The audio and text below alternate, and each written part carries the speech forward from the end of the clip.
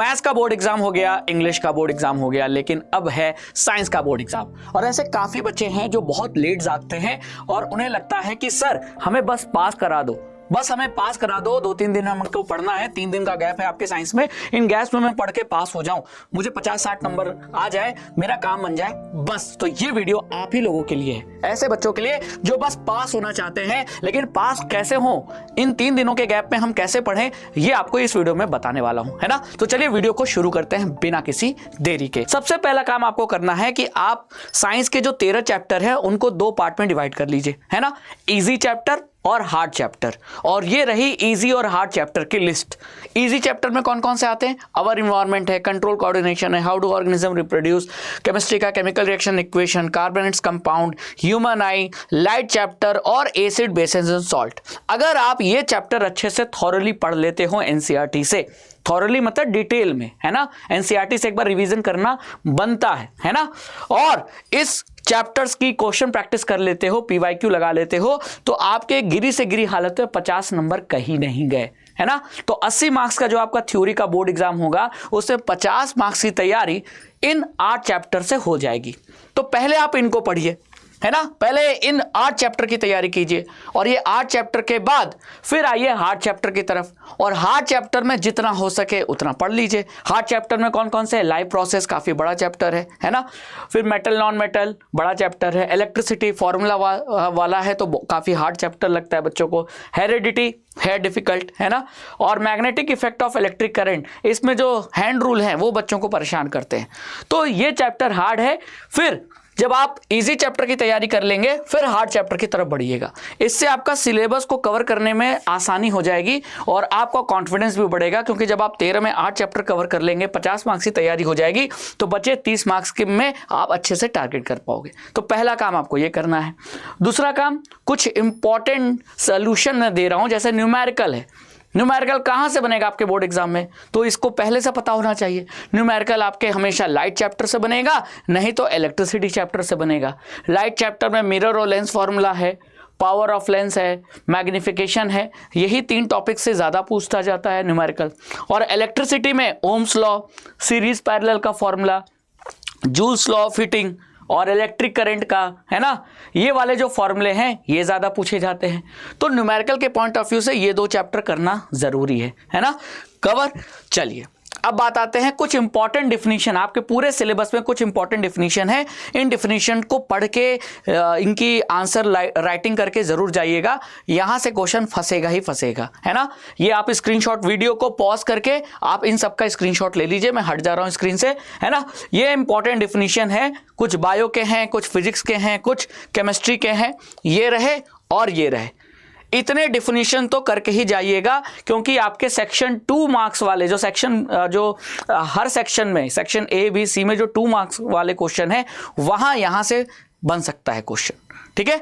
I hope कि आपने video को पॉज करके सारे स्क्रीनशॉट ले लिए होंगे और इन सारे डिफिनीशंस को अच्छे से कवर करना है, जहां हो सके एग्जाम्पल भी याद रखना है। जैसे एम्फोटेरिक ऑक्साइड क्या होता है, तो इसकी डिफिनीशन पढ़ ली और इसके एग्जाम्पल पढ़ लिए, क्या पता एग्जाम्पल से एमसीक्यू में क्वेश्चन फंस जाए, है ना। सोलेनॉइड क्या होता है, सोलेनॉइड के मैग्नेटिक फील्ड के हम चेंज कैसे कर सकते हैं, है ना। स्नेल्स लॉ क्या होता है, स्नेल्स लॉ का फॉर्मूला, तो जो भी पढ़िए डिफिनीशन को, उसके साथ साथ उसके एग्जाम्पल फॉर्मूले जरूर पढ़िए।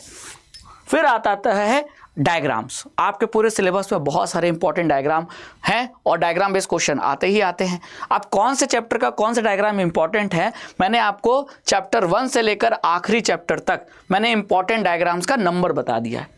इन डायग्राम्स को आपको अच्छे से पढ़ लेना है, डायग्राम की लेबलिंग देख लेना है, और लेबल्ड पार्ट का जो पार्ट लेबल हुआ है उसका फंक्शन क्या है, इस पॉइंट ऑफ व्यू से पढ़ना है, आपके डायग्राम बेस्ड क्वेश्चन कर ले जाओगे, ठीक है। तो इसका भी स्क्रीनशॉट ले लीजिए वीडियो पॉज करके, और इसमें ध्यान रखना है, जैसा फिगर नंबर 1.1, तो 1 का मतलब चैप्टर नंबर 1 है, फिगर नंबर 5.10 यानी चैप्टर नंबर ये 5 में है ना, फिगर नंबर 9.10 यानी ये चैप्टर नंबर 9 का है।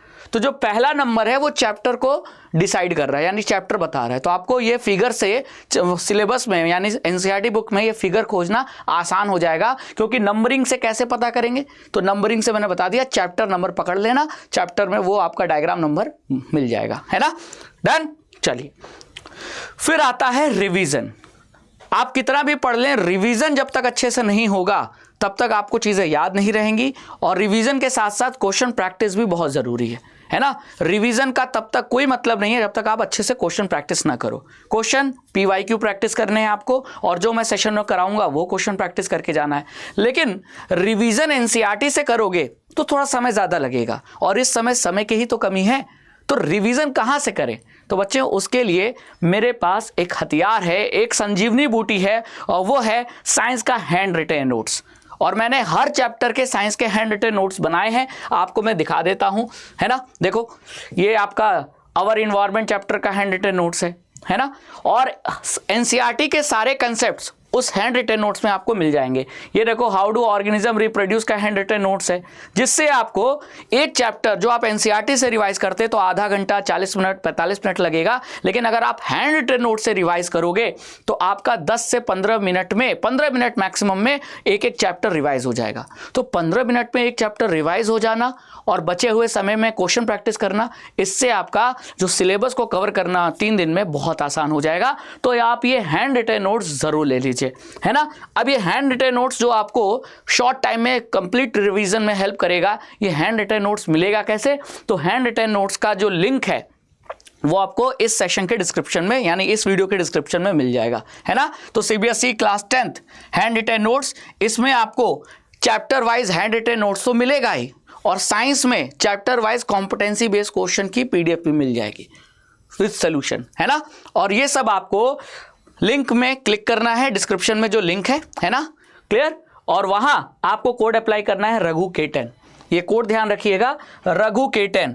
और बच्चों, हर बच्चे के पास ये वाला जो हैंड रिटेन नोट्स है ये होना ही चाहिए, और अगर नहीं है तो अभी जाइए, डिस्क्रिप्शन में लिंक है, वहां से क्लिक कीजिए और हैंड रिटेन नोट्स परचेज कर लीजिए। क्योंकि अगर हैंड रिटेन नोट्स आपके पास होंगे तो आपको 3 दिन में पूरा सिलेबस कवर करने में कोई दिक्कत नहीं आने वाली, क्योंकि मैंने सारा NCERT का जो क्रिस्प है, NCERT के सारे कंसेप्ट को मैंने समराइज कर दिया अपने हैंड रिटेन नोट्स में, और इससे अगर आप पढ़ोगे आपको कभी भी कोई दिक्कत नहीं आने वाली है। ये देखिए, फिजिक्स का ह्यूमन आई चैप्टर का हैंड रिटेन नोट्स, सारे कंसेप्ट इसमें मिल जाएंगे, है ना। तो हैंड रिटेन नोट्स आपके पास होना बहुत ज़रूरी है, और मैंने अभी इसकी प्राइस कम करवा दी है। रघु K10 कोड अप्लाई करके आपको ये हैंड रिटेन नोट्स और साथ ही साथ साइंस के सारे जो चैप्टर के जो कॉम्पिटेंसी बेस्ड क्वेश्चन है वो सब कुछ मिल जाएगा मात्र 49 या उससे कम में। जैसे यहाँ आप देख रहे हो 47 रुपीज़ में ही मिल रहा है। तो अभी जाइए, ये हैंड रिटेन नोट जरूर परचेज कीजिए और 3 दिन में अपने साइंस में अच्छे मार्क्स ले आइए। जय हिंद, जय भारत।